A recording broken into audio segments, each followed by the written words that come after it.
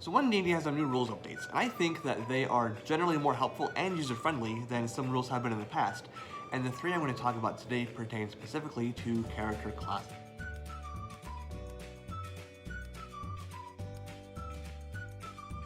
So the Expert Classes UA article that can be found on D&D Beyond features three classes: the Bard, the Ranger, and the Rogue. And it gives us a subclass for each of those, which makes them playable and testable, which is fantastic, and I can't wait to try it out myself. But the other thing it has on there is a breakdown of all the 12 classes into 4 class groups. And these class groups are new to 1D&D, and they're there to make it easier for players to make a decision about what character to make.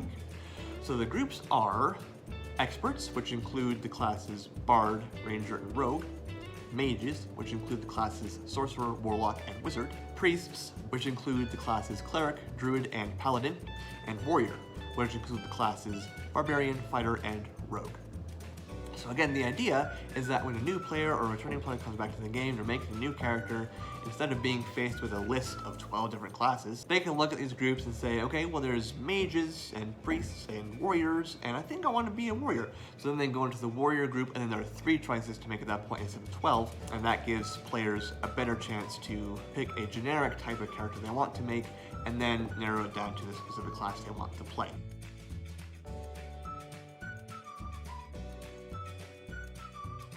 One D&D rules also feature a thing called suggested choices.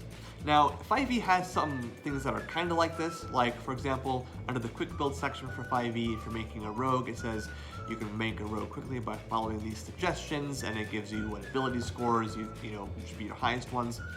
Well, 1D&D has suggested choices for almost every decision a player needs to make for their character.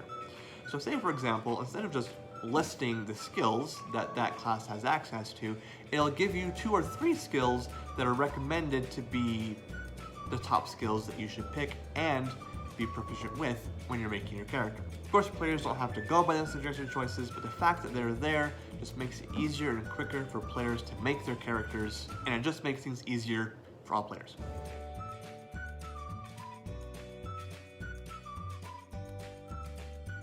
The epic boons are basically just feats that are more powerful, and they're only available at level 20.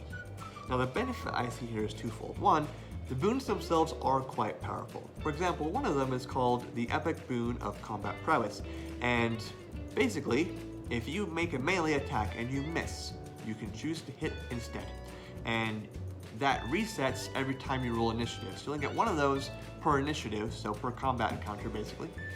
But it reminds me a lot of the legendary resistances creatures like dragons have, where if they fail a saving throw, they can just choose to succeed instead. Now you don't get it 3 times, you only get it once, but it's a free hit in every combat. And I think it's pretty great.